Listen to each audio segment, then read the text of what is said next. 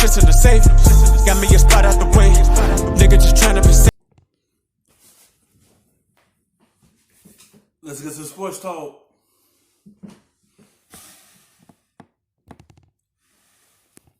ESPN injury analyst Stefania Bell to talk a little bit about Alex Smith. Why did this injury end up endangering his life?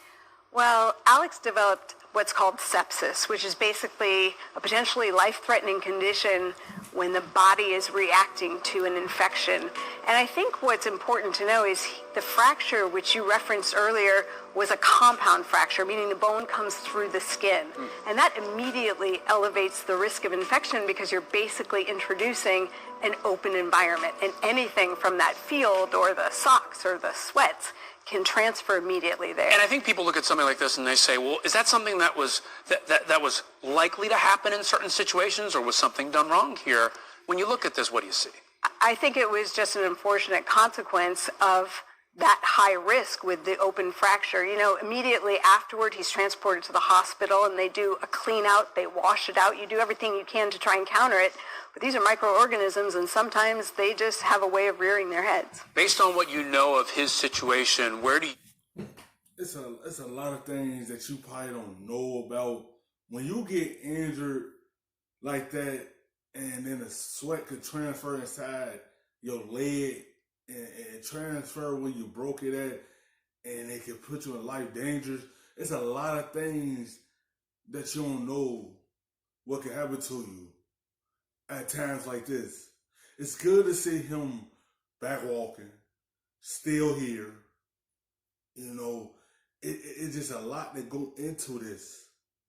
It's a good thing that they got him to the hospital in time to be able to help him out and drain that and keep him from life dangers.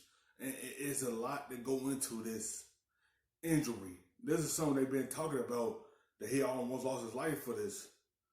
And it's mind blowing to hear it.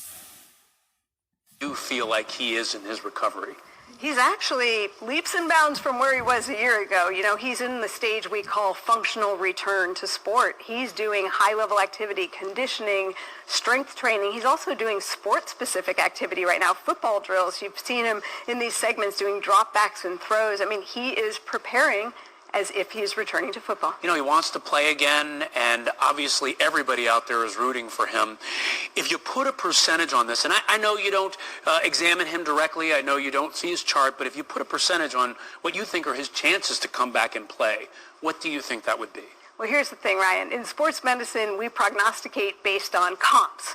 What is the rate of return after this type of injury? And one of the things Alex has told me throughout this is the reason he wanted to do this story is that there is no one who has ever come back to a professional sport from this type of injury. And he really wanted to lay out the chart so that if somebody else were to follow in his footsteps, unfortunate as that might be, they would have a bit of a roadmap of someone to look to. And what I can say is after... Like, no one had came back for that type of injury. That injury right there in people's careers. In his case, it almost his life. Like, it's just like how he came back strong and he won another opportunity to play in the NFL. He could get that opportunity. It just depends on which team wanted to bring him in. I feel like them teams will bring him in because what he could bring to the table for them. You know, a game-managed quarterback, don't turn the football a lot, and he's a very solid quarterback, and everyone willing to bring a person like that who'll take care of the football. But it's good to see him potentially get an opportunity to come back to the NFL, because a lot of guys that get hurt like that and their career's over and they don't get an opportunity to come back and play football. They have to go do something else. And it's good to see him up walking, see him do activities and showing that he's back at full strength. Because a year ago, it was just a lot going on with him. Fast forward now, he up doing no activities. It's good to see Alex Smith be able to be back on his feet. Watching where he's come from to where he is now, I would not put anything past him. Couple seconds left. Is there something you see in him that makes it more possible for him than other people to do something that no one else has done? I think it's his drive.